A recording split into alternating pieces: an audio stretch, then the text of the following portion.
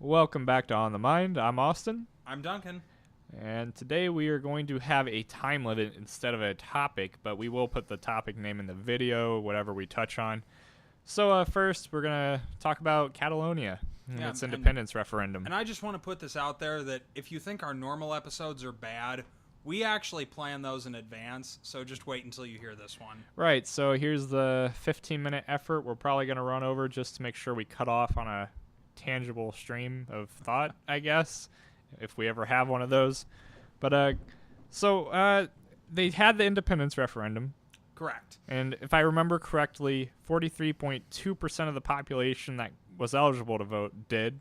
Correct. Which voted overwhelmingly, in fact, over 90%. A little over 90% in favor of independence. But we'll get into why that might be a little skewed, and also all the fallout from this. So, Duncan, go ahead and take it away. All right. So, as we discussed, I believe it was last week, Catalonia was planning its independence referendum. That referendum did take place, much to the chagrin of Spanish police forces, on October the 1st. I believe I read at one point that there had been about 4,000 polling stations opened up.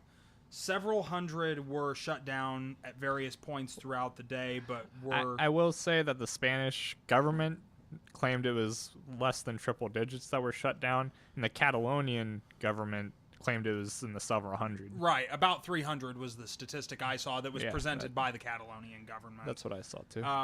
Some of those were only for very brief periods of time. There was also an interesting phenomenon wherein the rural areas, farmers were surrounding the polling places with their tractors to make it more difficult for police forces to get in while assisting normal Catalan citizens. So, with it all said and done, as we said, the referendum went overwhelmingly for independence.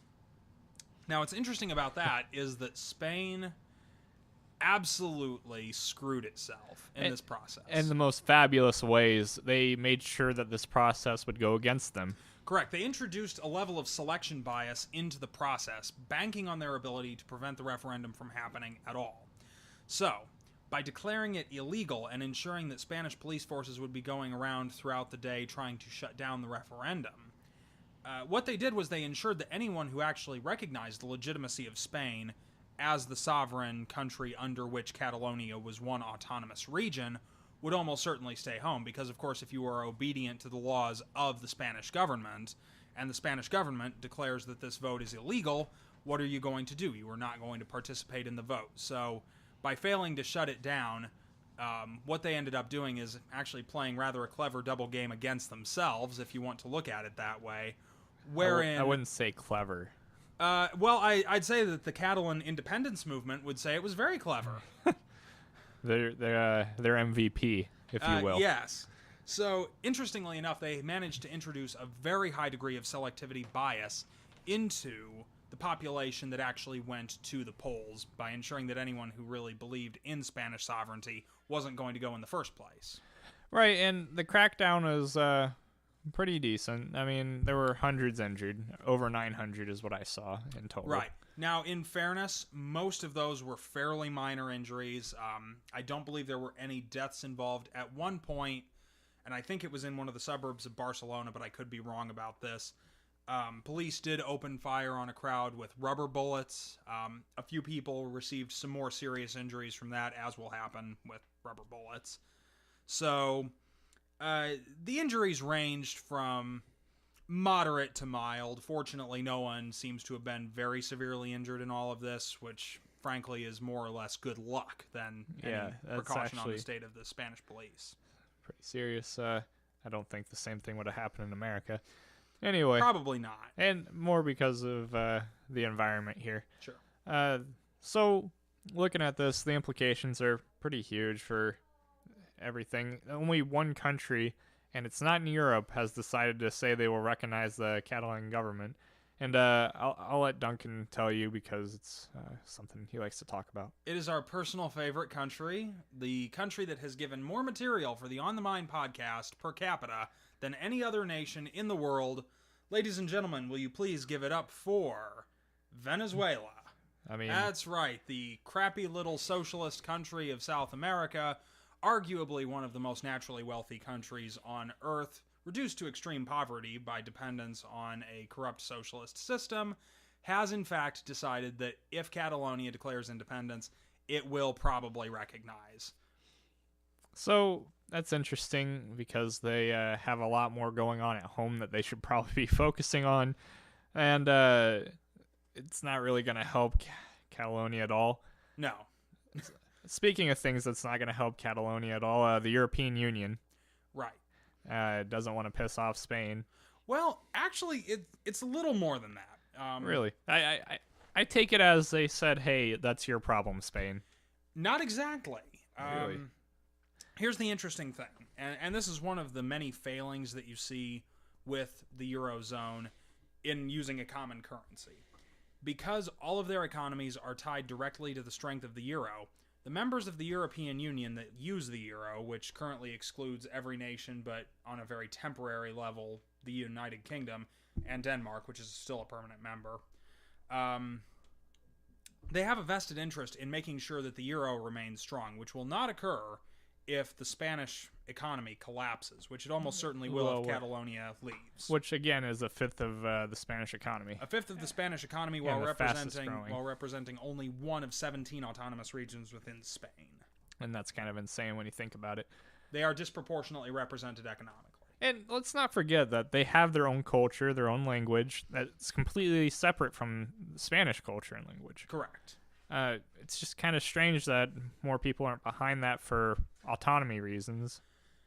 Again, as far as the European leaders go, I really think this is pure economics because, of course, if the euro were to collapse because the Spanish economy collapsed, and we already saw stocks that were based in Spain actually did tick downwards a little bit the day after the referendum, even without a formal declaration of independence, and the euro also had a weak day after that. The issue is that their economies would be adversely affected by a Spanish recession. So, I mean, for example, you could have Germany, which actually did lend Spain quite a lot of money in the fallout of the 2008 financial crisis, be very adversely affected. You could have countries like Italy that don't have quite as much to do with Spain even, being adversely affected just by virtue of the fact that they all share a common currency that would be weakened substantially. Do you think they'd be put in a position kind of like Greece is right now? Would it get to that level? Yes and no. And just so we're clear, Greece is kind of the economic laughingstock of Europe right now. True. Here's the thing. Greece is the economic laughingstock of Europe, but the good news from the standpoint of the European Union is that Greece has always been a sufficiently small country economically and population-wise that it's never affected the rest of them in a significant manner. Spain is a little bit of a different story. It's one of the largest economies in Europe, and if its economy tanks, the rest of the European leaders are going to be feeling the hit from that, and it is not a pleasant scenario, in my opinion. So I understand from that perspective, and most world leaders saying, hey, we don't want the economy to tank, which is obviously why Maduro said, yeah, let everyone suffer like us. But moving on from that, let's just talk about good old Venezuela. How much has changed there? I know that, like you said before we started filming, that the army must still be getting paid because they haven't revolted yet. Correct. Things in Venezuela have been as stable as they can be. Let's put it like that. In other words, no major changes have occurred. As we reported some time back, the Maduro government got its new constitutional assembly that is still establishing its powers. At the moment, Nicolas Maduro effectively has fiat control over Venezuela, minus, to a certain extent, a portion of the legislature that's very weak at this point. Okay. So, I guess... Would you like to tell me about the rabbits, George? Oh, I thought you'd never ask. I was hoping you'd find a way to segue into this. So we know that Venezuela has a issue with food. In fact, Bryce likes to report that many of them are eating garbage. Not even good garbage anymore. Thank you, Duncan, for that. So to solve this problem, the greatest minds in Venezuela got together. They said, let's give people rabbits. And you're thinking, well, Austin, that doesn't make sense. You don't understand. they wanted to have people let rabbits mate, grow those, small rabbits into bigger rabbits, and then eat them. And self-perpetuating microagriculture. Right. So I want you to think about that in your head, giving a family something to look after, many of them not agriculturally based, and say, hey, take this small creature into your home, care for it, and then when the time comes, butcher it and eat it. And you'll understand why many of them just kept them as pets. And the greatest minds in Venezuela were defeated by empathy. Well, there's a very simple explanation for that, which is that even the greatest minds in Venezuela are hideously protein deprived. They probably needed to eat some rabbits themselves before they came up with this plan, but they had to save those for the distribution. Yep. They only had so many rabbits. Which is funny. Ironic. Just like everything in that country. Fun fact, by the way. You want to tell them about Maduro's private guards? I didn't know about that. Yeah, so part of Maduro, of course Maduro has his own army security as well, but part of Maduro's bodyguard is actually made up of Cuban nationals that are provided to him by the Cuban government and have their salaries paid as part of Cuba's aid to Venezuela. This is part of the deep ties that went between the Venezuelan and Cuban states back in the last days of the Cold War. Fidel Castro, of course, very anti-America. Hugo Chavez, equally anti-America. Nicolas Maduro has... I don't know if he actually believes in the anti-American policies of Hugo Chavez, but he does like to use this as a useful scapegoat every time anything goes economically wrong in his country, because it can't possibly be that socialism is failing, it's that America is secretly intervening against him to collapse his state and deprive him of power. I will say that, unfortunately, given the world we're in, America does have its fingers in quite a lot of pies. That's true, but... And, no, I understand where you're going with that argument, however... You can't blame every failing of socialism ever on American economic interventionism. Duncan, I want you to ponder on this. Or can you? Okay, we'll find out. All right, there. All right, so let's move on. What else can we talk about today? We're saving some more serious topics for when we get more information on them, if you're wondering about a certain shooting. We had to take a couple days off. That was something that none of us wanted to talk about the day of, for obvious reasons. I mean, you heard us talk about Pulse last year. It's just crazy. But I guess we can talk about one aspect of it. Talk about Dianne Feinstein's legislative proposal. All right, so... to give a little bit of background and not to rob the future episode, there still aren't that many facts known about the Las Vegas shooter in terms of his motivation, his mental state, etc. Police in Las Vegas, as well as I'm sure the FBI and national law enforcement, are working on that, but unfortunately this guy does not fit the profile of a mass shooter. He was largely affluent. He had no history of either legal troubles or mental disorders. So there's a lot of unanswered questions, really, involved in this. So, in what I would characterize as a very hasty approach, Senator Dianne Feinstein has introduced a bill that is very similar to other legislation that she's introduced in the past. She's been a longtime proponent of very strict gun control measures that would ban, among other things, what's known as a bump stock, which is a specific type of rifle stock that can be used to somewhat simulate automatic rifle action. Effectively, it uses the recoil that a rifle produces, the force produced by the outgassing that propels a bullet forward, also produces backward motion toward the butt of the rifle. Thanks to the laws of physics. Correct. Thank you, Sir Isaac Newton. So... well... you saw my report in high school. I'm pretty sure that was Robert Hooke. But we'll get into that in a different episode. So basically what this does is it uses the force that is produced by that to allow faster trigger action. And you actually can fire a rifle bump style without a bump stock. It's just a lot harder to control. And even a bump stock doesn't really do a great job of controlling the recoil because, of course, it's literally producing recoil over and over and over and over again and using that recoil to hit the trigger mechanism.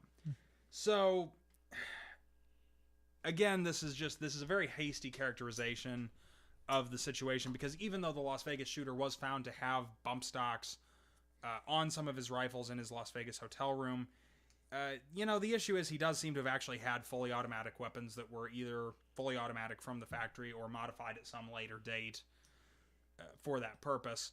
So, again, this is introducing a bill for the sake of introducing a bill, and it's really hijacking a genuine tragedy to advance a political agenda. We've seen a lot of that lately. However, we are out of time. I said 15 minutes. However, I'm going to go ahead and ask one question I heard today. What, if anything, would be a good legislative proposal?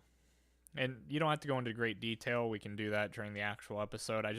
Someone asked me today, if anything, what would have prevented this? What would have prevented this?